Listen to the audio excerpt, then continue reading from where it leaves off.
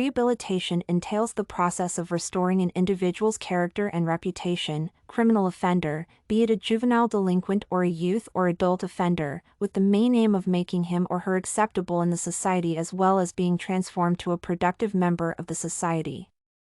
Rehabilitation is not a new concept of correction, and it has been practiced in various justice systems in different countries.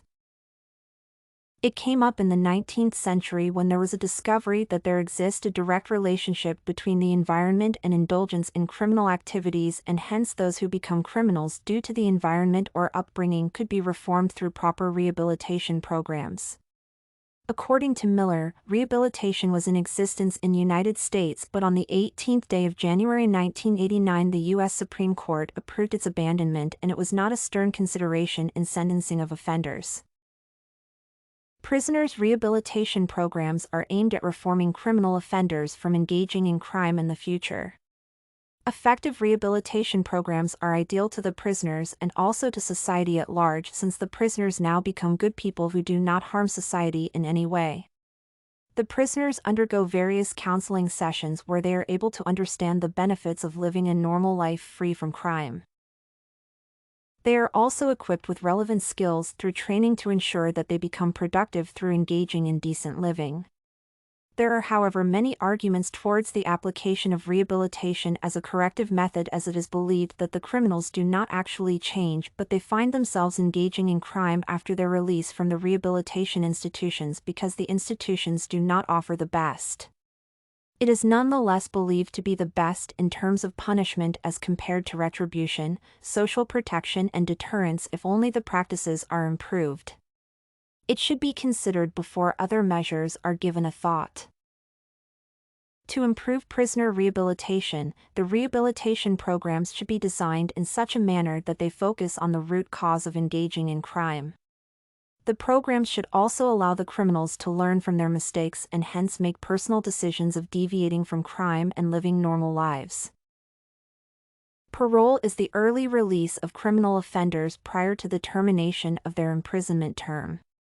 It is usually accompanied by supervision, and the prisoner usually makes promises of keeping some conditions as set by the parole board. It is associated with various benefits. For instance, it is cost-effective, the individual on parole can contribute to the society, and the fact that it is a form of rehabilitation as it offers guidance in conjunction with supervision when the prisoners are released to the society. Mandatory release, on the other hand, is the required release of a prisoner from imprisonment after a certain period, usually equal to his or her full sentence, minus time the individual has been considered to maintain good behavior as stipulated by the parole guidelines or law.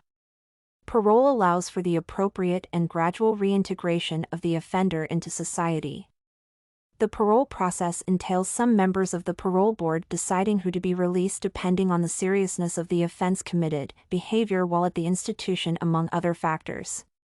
The parole system should allow for more effective tracking and supervision of the parolees to ensure that they behave accordingly. Probation is a legal punishment that is provided as part of a sentence where the convicted offender is expected to report to a probation officer regularly instead of being jailed as it is for other forms of sentencing.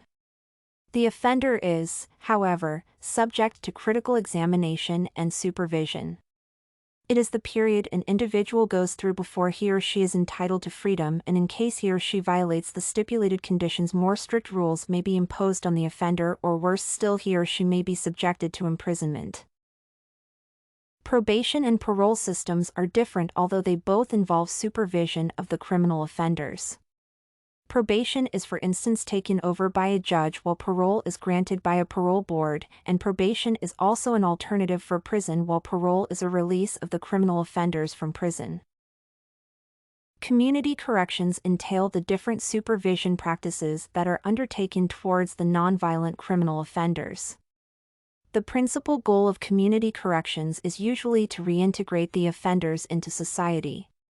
It involves some judicial procedures that offer some alternatives to confinement, for example parole, probation diversion program, among others. It plays a very crucial role in the reduction of prison population, hence making the management of prisons easier and efficient. Community corrections often affects the society in which it is practiced in various ways. For instance, it allows for easy absorption of the criminal offenders into the community, avoiding any conflict that could arise where the society fear them and may even tend to treat them inappropriately out of fear. Community corrections also help in the reduction of crime in society, and people are able to live in harmony with each other since the law is under control. The hypothesis I would make in regard to community corrections and its overall effectiveness within the correctional system is, community corrections is a very crucial element of the correctional system and helps in the reduction of crime and prison population through effective handling of the criminal offenders.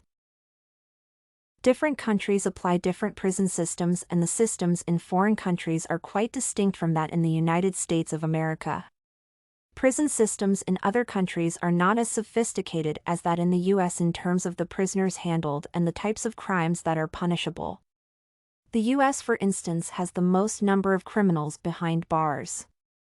The prison system in other countries is not as effective as that in the U.S., and the conditions for the prisoners are not conducive. Other countries view imprisonment as a very negative aspect where people are meant to suffer for their mistakes rather than learning from them, and the prisoners are treated in an inhumane manner.